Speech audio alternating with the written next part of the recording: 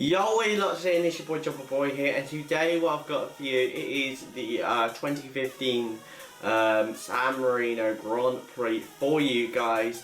So we'll start off with qualifying practice. I did not see what happened, and plus practice doesn't mean anything, to be honest. I mean it does, you know, in terms of the top 12, the top, you know, it does in terms of like who will start in Q1 and who will start in Q2, that kind of thing like that. So yeah, basically Cal didn't make the cut for Q2, so he had to do Q1. So yeah. Also note Hero Michele Pillow, the wild card was put in for this weekend. I'm not sure if he's going to be in for the rest of the season or just this one race. I don't know. We'll have to see on that one. But yeah, he was in the wild card. So yeah. So going into Q1, lots of riders going out and setting really quick times. First, really out of the blocks was Scott Redding, as he put his bike up into the Q2 zone, where he would move into Q2. So yeah, along with I believe it was Alicia Spargo. Yeah, Alicia Spargo. So yeah. But on the final runs for all of the riders, Scott really couldn't hook it up, and as a result would have to settle for I believe 13th or 14th. So yeah, unfortunate for him there.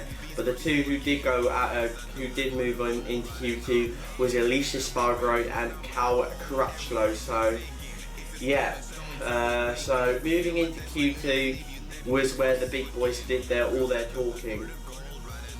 First out of the blocks and to set a really quick lap time was Jorge Lorenzo, who went and did a 132.2, I believe, yeah, 132.2, followed by Marquez behind, and then Rossi third. So Rossi not able to match the pace that Lorenzo was giving him. So yeah. Further back we saw Michele Pirro qualify 5th, so good result by him, the wild card for Ducati, so good result by him there. Cal in 7th, I believe, so unfortunate for him, but usually that's where he usually starts this season, so yeah. And at the front, it was really the same, to be honest, no changes whatsoever. Lorenzo, Marquez, Rossi on the front row of the grid, along with Pedrosa, Pirro, and I believe Espargaro. So yeah, a good result by Lorenzo. Pretty much dominated the session and really the weekend, to be honest. No problems whatsoever for him. So yeah, but with Rossi, he's got a lot of work to do. He's also got to deal with Marquez if he wants to get ahead of Lorenzo to build his championship lead. So yeah. So moving on into the race, it was very, very cloudy. There was feelings in the air of rain. So yeah. So but the race was dry at the start. And at the start, it was a good start for Rossi, who almost got into second place, but then was chopped off by Marquez going into the first section of the track. A lot of jostling around, a lot of jostling going on in the first lap, a few corners as per usual, and then also in the first few laps we saw Scott Redding crash off. He fell off his bike, but then was able to keep going, but he would drop to the back of the grid, so unfortunate for him there. Then the rain came down. And everyone went onto the wet tyres, bar a few people, and one of them was Bradley Smith, who missed his window to pit in, so he had to stay out on the slick tyres. I was so surprised he was actually able to keep it going in these conditions, because you know when Marcus did it in last year in Aragon, he fell off his bike. Now I'm not quite sure whether this was to do with the track, you know, not being wet enough, you know, to be impossible to ride on the slicks, or whether this was a brand new surface or whatnot. But Bradley Smith, you know, what an absolute gamble that was. I mean, he could have easily fell off his bike in the wet window. So yeah. And yeah, that's what happened. There was and basically there was a window where it just absolutely wetted the track.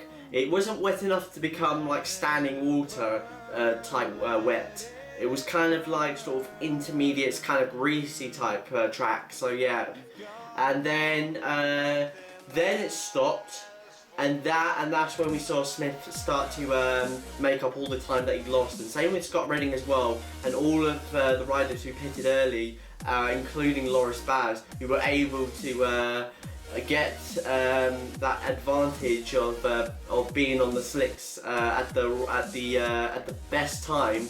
When the track's getting drier and drier, they were able to push and able to really close on the others ahead of them, and they were pulling at best about 7 seconds per lap while the rest were on wet. So I think, honestly, I think as soon as these guys saw that, particularly the back, they should have gone onto slicks, no doubt about it. Especially at the back, you know, why not? Take a chance, you know, you might as well do it. You're not gonna probably get a point, so why not? If you're at the back, that's the thing when you're in the back, when you're racing in these type of conditions. If you're at the back, you may as well just risk it and sacrifice a set of slick tyres. You know, you could make up a lot of time. So yeah, you could make up a heck of a lot of time. So yeah, and that's what the likes of Baz, Scott Redding and Bradley were able to do. So they were able to do it and do it in a very good way. So yeah, and as a result, also the front three guys were battling quite hard during the wet conditions and also when it was drying as well. At one point, Rossi got the lead of the race. He would drop back at the start, but then was able to close on the other two and overtake them at one point, but then dropped back down to second place behind Jorge Lorenzo. Marquez as well too. He had a bit of a issue going on between him and Lorenzo as they were changing onto the wets.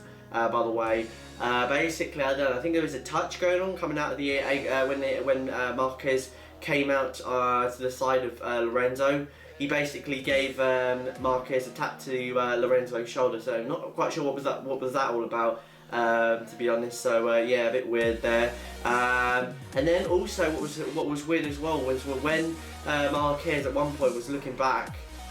He was running in second at the time. When he was looking back to look at Rossi, he let him through. So I'm not quite sure why that was done, to be honest. I mean, you know, they're in different teams. You know, I don't know whether this is a tactical thing. You know, to let Rossi through in terms of the championship because he's out of it or something like that. You know, I think honestly, if I was Marquez, I wouldn't be thinking about the championship. I'll be thinking about myself and thinking about the win rather than thinking about letting Rossi through and helping him in his championship. I know he's like a hero to. I know Marquez is like I know Rossi is like a hero to Marquez, but still, you know, you're fighting he'd be wanting to think about the win rather than thinking about this, thinking about others. You know, I mean that's the thing. Sometimes with racing, sometimes this may come as a bad thing, as a bad thinking, but sometimes, you know, it's the facts. The facts. Some races are very, very selfish. So yeah. So some people were just racing for themselves and whatnot. So yeah. So yeah, that happened, and that was a bit weird. And then later on, we saw, like I said, we saw the track getting drier, and the top three didn't all burst into the pits at the earliest opportunity. So they all stayed out. But the first to blink was Marquez. He went into the pits to change bikes, change to his slick bike. And both Lorenzo and Rossi, the two Yamahas, did not pit, which was very surprising, you know. And that gave an open opportunity for an open goal for Marquez to take the lead of the race. So yeah, and that's exactly what he did. He took the lead of the race because afterwards Lorenzo came in a lap after, and then Marquez got the lead after that. And then after that as well, Rossi was the last to pit out of the three. He came into the pit and as a result dropped to 5th place, while Marquez was up into the lead of the race. So yeah, very, very silly manoeuvre by Rossi. I don't know why he would think to do that, to be honest. I think there he was just so focused in on Lorenzo that he didn't even think about, you know, the track and, you know, the slick tyres and all that kind of stuff. You know, he was only thinking about Lorenzo because he wanted to beat Lorenzo so he could build on his championship lead. So very, very weird, I would say. A very bad mistake by Rossi and Lorenzo as well, for that matter, because they allowed Marquez to take the lead of the race. So yeah, I mean, I know he's not in this championship fight, but still, you know, he could, you know, he's not far behind. So yeah, so he's not really totally out of this. I know I said he was, like, in the last one, but to be honest, looking at it, he's not really, to be honest. So yeah.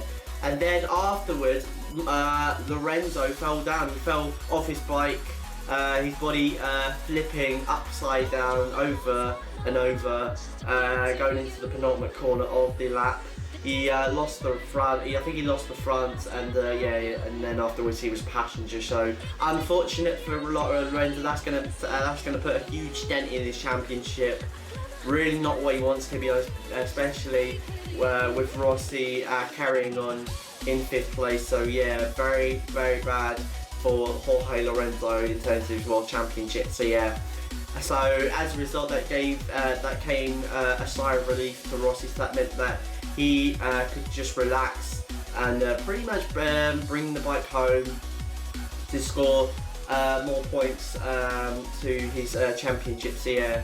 And then we saw Scott Redding, who was in 4th place and overtook Loris Baz to take 3rd place, which meant that there were 2 Brits on the podium, because Bradley Smith, who stayed out on the slicks in the wet conditions, was in 2nd place. It was insane. It was absolutely crazy, and it was even more crazy when Scott took 3rd. You know, it was absolutely awesome. I mean, it was absolutely awesome, to be honest. So yeah, and then in the end, it was Marc Marquez who took the win here at Misano. It was a fantastic win, a beautifully called time to pit to the slick tyres. Perfect timings, I would say, to be honest. Same with Bradley Smith. What a gamble that was. I mean, he could have easily fell off his bike and that would have been it for him. But no, he kept it calm. He kept it on the He kept it on the tarmac, and as a result, took 2nd place. A fantastic result for him there. And 3rd place, Scott Redding.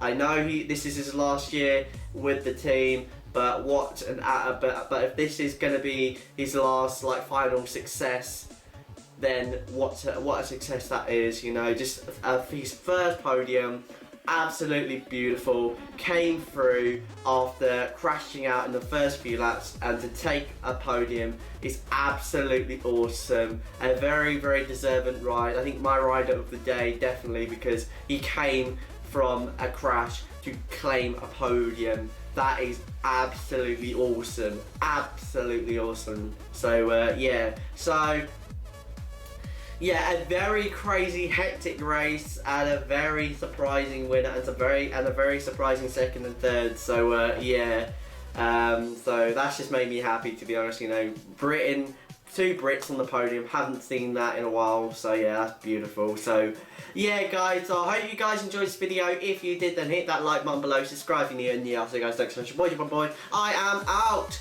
Peace.